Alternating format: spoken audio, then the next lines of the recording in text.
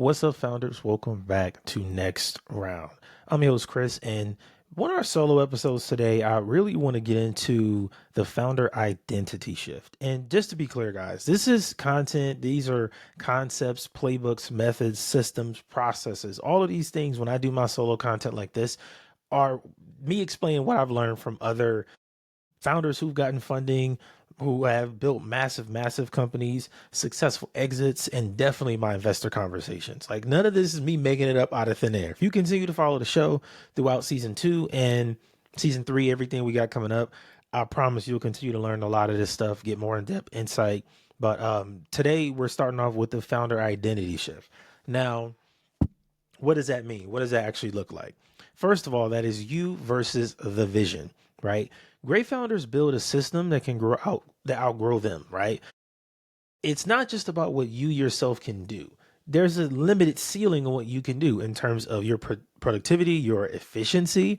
And I think even if you take a step back, as a founder, there's only so much time that you have in a day. Like in the beginning stages, you know what it's like. You have to do all of marketing, all of sales. Even if you have a co-founder, it's still like a lot of responsibility is shared. So both of you are doing everything, and it's exhausting. But you got to have that vision, right? When I interviewed Kelly Purdue, he said the number one trait of an extraordinary founder is leadership. It's not hustle, leadership. And I think leadership in that sense is about delegating, giving other people tasks, getting the right people to do said task, right? It's not just about going to Fiverr or Upwork and finding somebody, or going on LinkedIn finding some random agency. It's about finding the right person who can be a part of your system to improve the efficiency.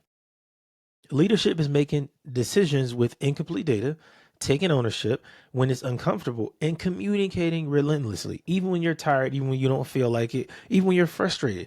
You being the leader, part of that is being able to kind of calm the storm, bring everybody else down, calm things down, and keep a level head and balance out the workflows and really get things aligned. If you are the leader, that is one of the most important things you are going to have to do. You have to be able to communicate your vision, your idea, your concept that's in here, in your heart and in your head, and put that out there to the people you work with first.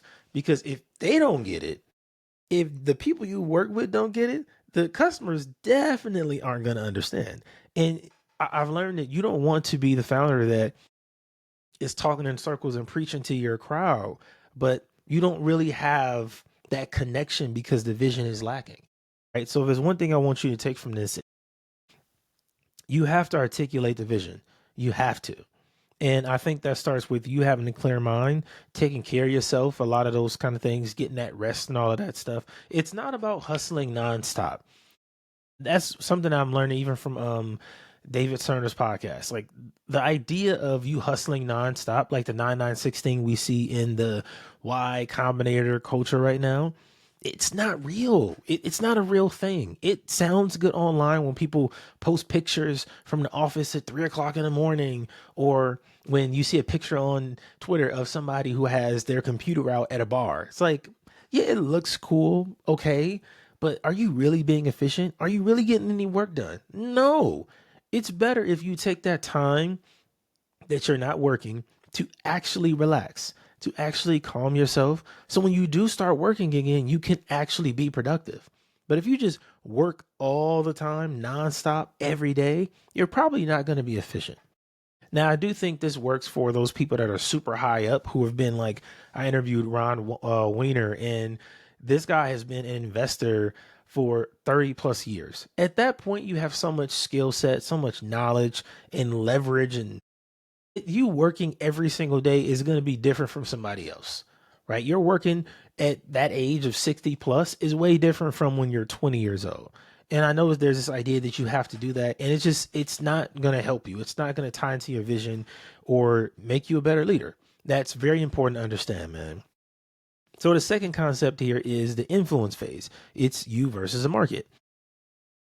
The modern founder isn't just running a company. You got to run a platform.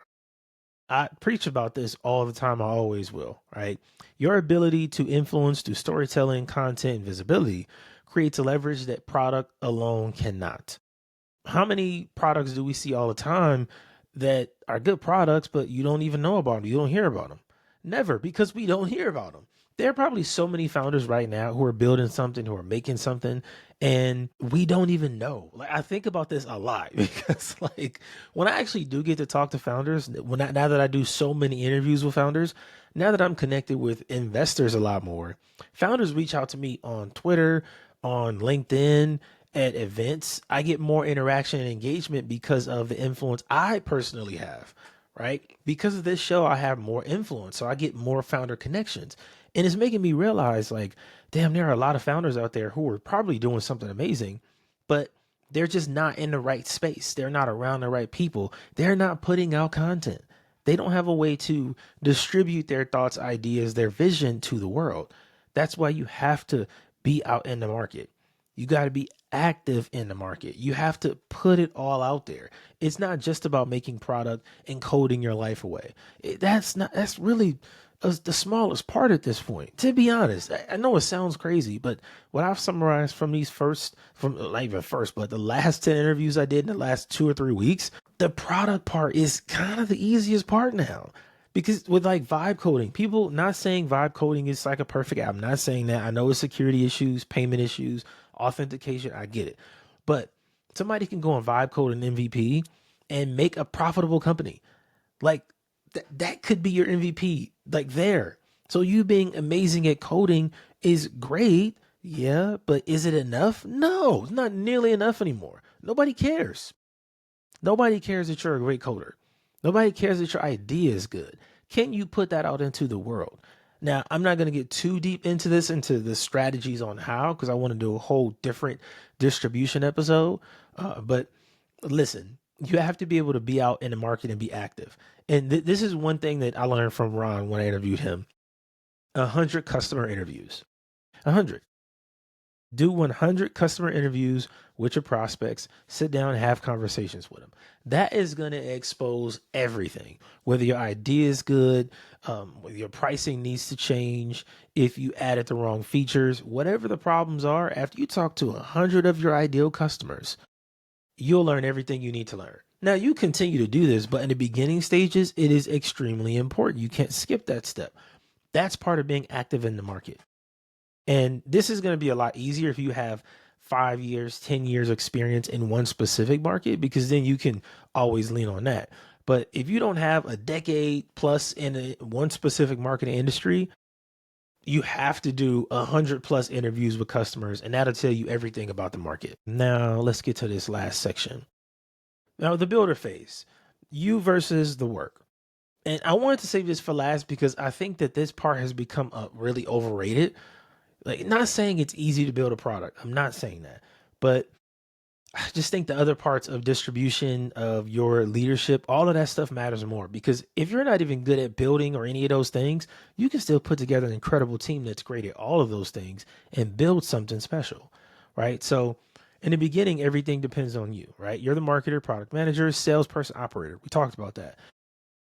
You don't want to get stuck in this trap, because the only way that you get out of it is you cannot get to product market fit in that phase, right?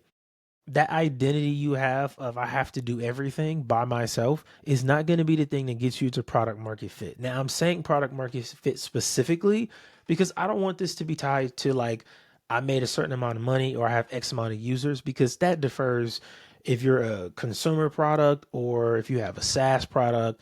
It's a lot of different ways in the startup world you can get to product market fit. But that's the thing you got to be shooting for, is product market fit. Until you get to that phase, you got to put in the work, right? You're doing it by yourself.